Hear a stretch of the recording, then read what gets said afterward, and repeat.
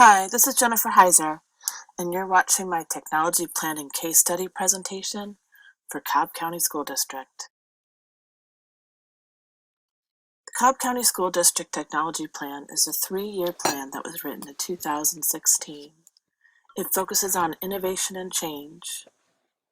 Together as one team, we innovate to support district priorities and empower Cobb County School District stakeholders to promote student success. This is the overriding theme of the entire strategic plan, and you can see that it's referred to many times over and over. It's kind of broken up into 5 different areas: visionary leadership, digital age learning culture, excellence in professional practices, systematic improvement, and digital citizenship. These key areas are further broken down to correspond with the different areas of the Technical Support Services Department in Cobb County School District. And those would be the data center and servers, student information systems, network switches and wireless infrastructures, student computing, staff computing, business systems, instructional technology, and customer service. When looking at this strategic plan, several ISTE essential conditions popped up that seemed to be really focused. Shared vision is one of the ones that they were most successful with. I've included glows and grows for each ISTE essential condition to show how they're being successful and where they need to improve.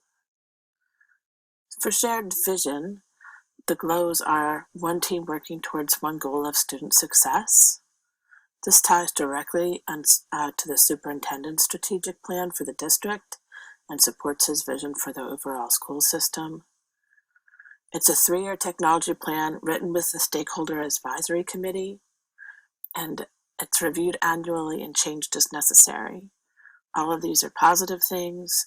The Stakeholder Advisory Committee is made up of different members from different school districts, from different schools, different areas of the county, and different departments. Some areas where I feel like they need to grow into the shared vision is to still be more inclusive of stakeholder feedback, including the community. There seemed to be no community members that were a part of the Stakeholder Advisory Committee, which I think is an essential part of sharing a vision. And I also think that when they look at the priorities on their list, that instructional technology needs to be moved farther up on the list. Right now it's very low and the smallest of the technology services departments, so I think that it needs to be moved to a more prominent role. Equitable access is the next essential condition that I'd like to discuss. They have the glows of providing students with a safe educational experience when using the internet and digital resources within the school system. They support bring your own devices. It's encouraged. Rather than do a one-to-one computing, they believe that if resources were spent on teaching teachers how to teach students to use the devices that they currently have, that it will be a better outcome for the expenditure. The district utilizes 2 internet service providers to provide the necessary digital online resource access that we need. By having 2 separate internet service providers, the district is able to ensure that the internet is up for the maximum amount of time, and it covers, redundancy and continued availability.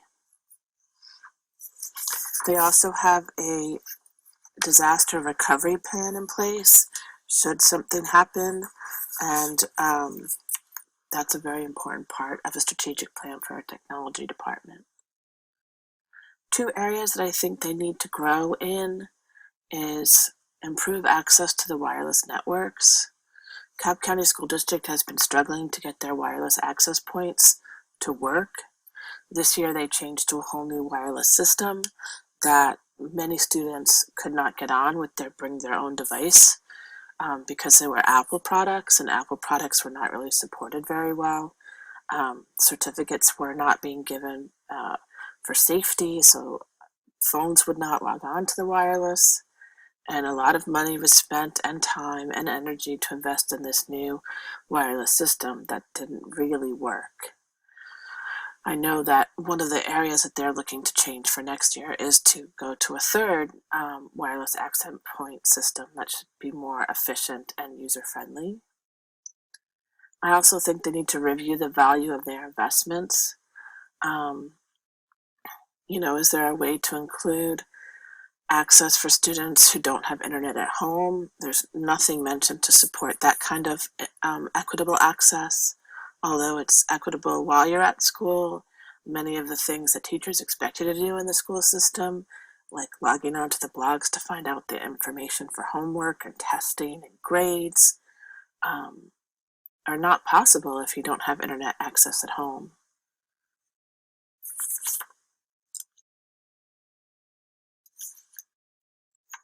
Curriculum framework is the next essential condition. When reading over the strategic plan, it became very clear that the ISTE standards were used as the focus. They created the Cobb teaching and learning systems, a flexible formative assessment system, and Office 365 are the main areas that they are focusing on. The Cobb teaching and learning system is a place where you can find resources for your subject that tie directly to the Georgia Performance Standards that are written by other teachers and collected in a singular place. Many of the curriculum chairs for individual departments have included standard resources, common formative assessments for teachers to use. And as many of you know, I'm an art teacher, and I think this would be a wonderful place for us to share resources as well. But for some reason on the county level, the coordinators for the arts have not included any resources at all in the Cobb teaching and learning system. So there seems to be a disconnect there because it's required by my school that I use it to give bi-monthly iRespond quizzes to my students using the resources that exist, but there are no resources that exist for the art department. So in order for me to do it, I have to create all my own resources, which makes my job harder and not easier. The flexible formative assessment system is where our SLO information is kept. It is also where the data from the iRespond required informal assessments or formative assessments are kept. And Office 365 was adopted last year for every family in our school system. And this was a wonderful resource to add. All students, if they have internet access, have access to Office 365 both in and outside of school. It's a great place for teachers to use, to share information, to gather homework, to basically run their classroom with. Unfortunately, very little training has been given to educators on how to use Office 365 efficiently.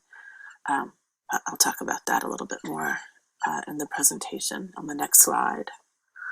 Some areas where I think this essential condition can grow is to create an instructional technology professional learning community, something more informal, where as educators collectively involved in instructional technology, we can share with our school, get some formal training from the district, go back to our schools and share with others there.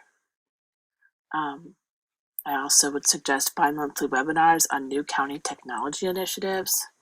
They may not have the manpower to get out to all the schools to train all the teachers how to use Office 365, but if there is ongoing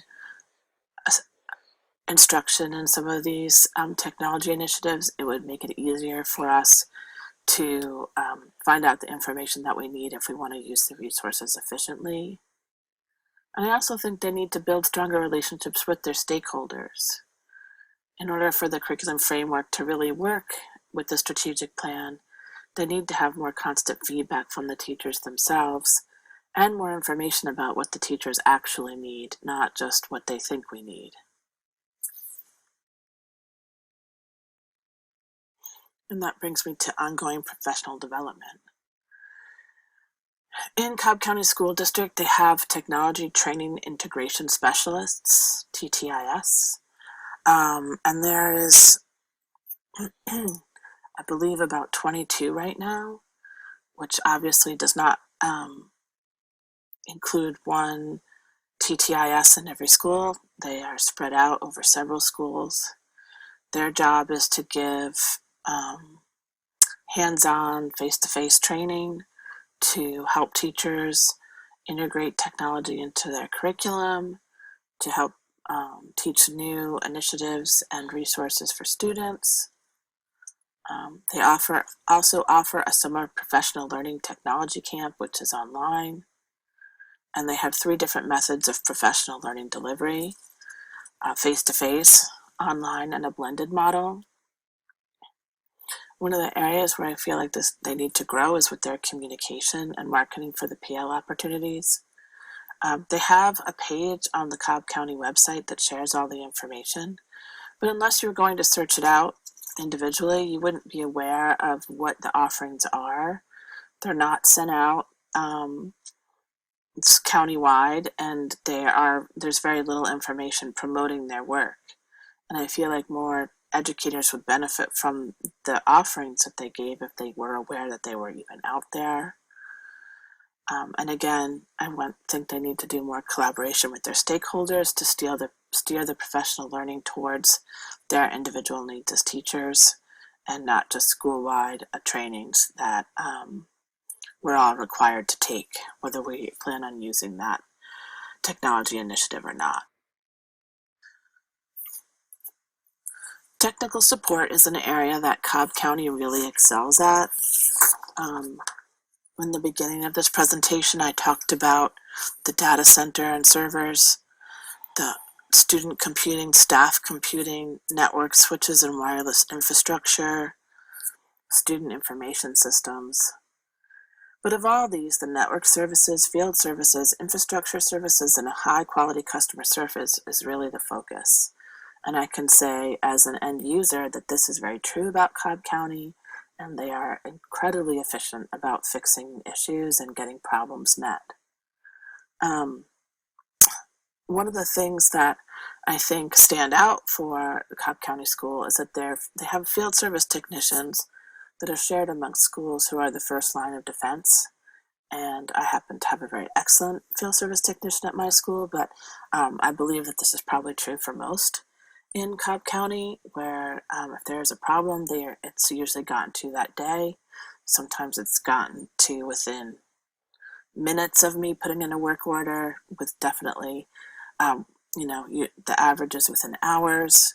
If it's something that goes beyond my field service to something more infrastructure or network services, there's usually someone on the county end who can fix it without even coming out.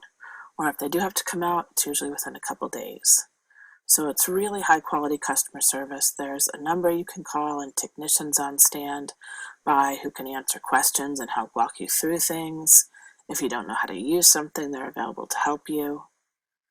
But the things that I think they need to grow on is more communication and collaboration between the services departments. So if I put in an order for my field service technician because my WAP is not working, then she can come out and look at it. But also it's really my network services people who need to come and fix it. So sometimes they're working on it separately than she is. And so more information needs to be shared across the areas. I think field technician support at schools could be increased. One of the things that they're talking about as a grow for themselves is to start training the field technicians to know more information about instructional technology so that they can play a dual role and help educators if they are having trouble using technology when they're teaching. So that would be something where we would need more field technician support if that's the role that they're going to take. And I also think the county would benefit from having cross-team training to enhance the one team, one goal concept. If all these network services, field services, infrastructure services, and customer service people are going to train together towards meeting that goal, it would make their message more fluid and would make their team more productive. Support policies are also very prevalent in Cobb County, and they really believe that if they are, have enough people in place, and each one of these services departments has multiple different people working in them, covering different areas. But the life cycle management team for the technology services department, supports technology use through the management of device inventory and software licensing, mobile devices, and there's several different members that work towards supporting that. The data center and services, it will continue to upgrade their networks and servers so that students and staff can access resources when and where they need them. Network switches and wireless infrastructures will continue to maintain and upgrade their local area networks, including our wired and wireless infrastructures, so teachers and students will have network access to the latest and most timely educational materials and information available online. The Student Information Systems Department is continuing to improve student data systems to help students and staff tailor learning based on students' individual needs. The business systems provide central support staff with applications to ensure efficiency and productivity. The Instructional Technology Department continues to implement ongoing, relevant, innovative, and collaborative professional learning that's job-embedded, continual, sustainable, and focused on student learning. And lastly, the Customer Service Department provides students, staff, and teachers with a high-quality technological support that emphasizes immediate and very timely resolution of problems. I haven't included any grows for support policies because I feel like they are very strong, and the county is constantly looking at ways that they can support that one team, one vision, and that is something that they are very successful at. I do have several recommendations for them, however. The strategic plan was missing a lot of things that I felt were necessary for it to be successful. It has no budget or strategies for funding. I was unable to get any information about how monies are used towards which initiatives and who decides where the priorities are. There was not a single measurable goal in the strategic plan. There were many goals, but none that you could actually measure, but no specific steps given to reach these goals, and no way to assess if the goals have been met or any accountability for meeting the goals. So even if they meet annually to discuss where they are in the strategic plan and adjust the strategic plan accordingly, which I think is excellent practice, we really don't know if they're meeting the goals that they set forth for themselves because they've given us no way to judge whether or not they've met them and no criteria to measure the goals by. So my suggestions for them is to try to get a COSN peer review to see how the county is doing overall, or a Lodi digital age assessment of the district, which I think would be very beneficial in helping guide future work for the Cobb County School System Technology Services Department. Thank you.